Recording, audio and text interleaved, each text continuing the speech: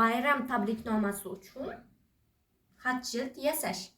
Biz bugun bayram tabriknomasi uchun xat jild yasaymiz. Ishni qay tartibda boshlaymiz? O'zimizga yoqqan rangdagi bitta listni tanlab olamiz. Ya'ni rangli qog'ozni. Misol uchun menga sariq rang yoqdi. Xat jildni sariq rangdagi listdan yasaymiz. Ya'ni rangli qog'ozda.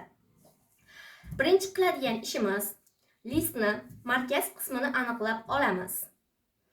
Markaz qismini aniqlaganimizdan so'ng avval o'ng qo'limiz, keyin chap qo'limiz yordamida listni teng ikkiga bukib olamiz.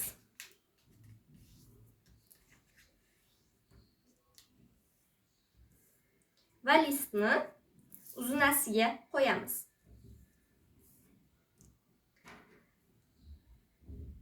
Bu rangli qog'ozga biz yurakcha shaklini chizib olishimiz kerak bo'ladi.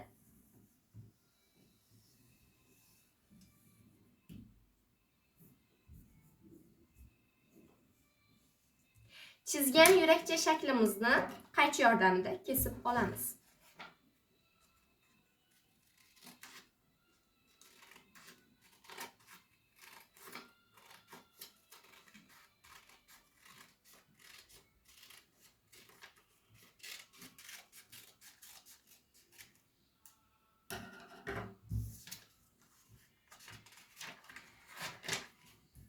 Kesib olgan yurakcha shaklimizdagi rangli qog'ozni pastki tomonga qaratib qo'yib olamiz va avval o'ng tomoni ohistalik bilan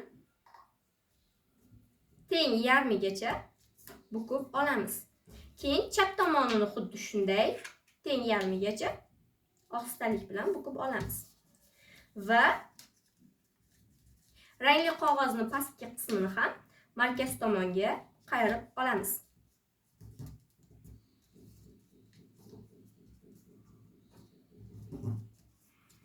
Endi esa rangli qog'ozning ustki qismini ham pastki tomonga qaratib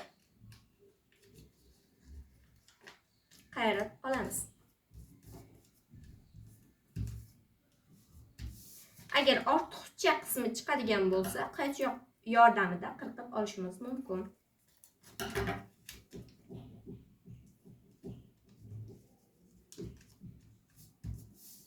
Ko'rib turganingizdek, bayram xatimiz uchun, ya'ni tabrigimiz uchun xat jild tayyor.